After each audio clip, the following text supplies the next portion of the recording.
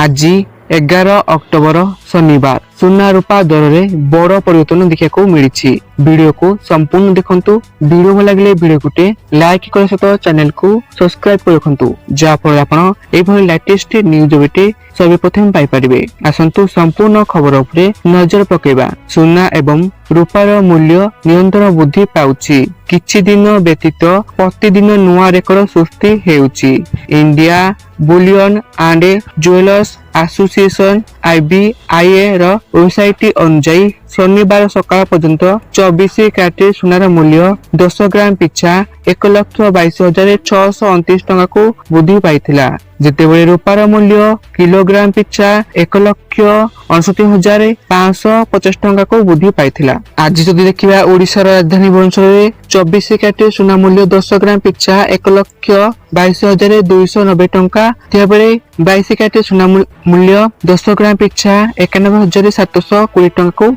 रही। यह थिला सुनार रूपा दर। सुनार शुद्धता किपरि जानिबे? सुनार शुद्धता जानिया पई ISO इंडियन स्टैंडर्ड ऑर्गेनाइजेशन द्वारा हॉलमार्क दिया जाए। 24 कैरेट रे सुनार हॉलमार्क उपरे 959 रखा जाइथिबा बेले 23 कैरेट उपरे 985 रखा जाइछि। 22 कैरेट उपरे 916 रखा जाइछि। 21 कैरेट उपरे 875 एवं 18 कैरेट उपरे 750 लिखा जाय थाए। यह थिला आजिर सूचना। आपण वीडियो को संपूर्ण देखथरो आपण को धन्यवाद।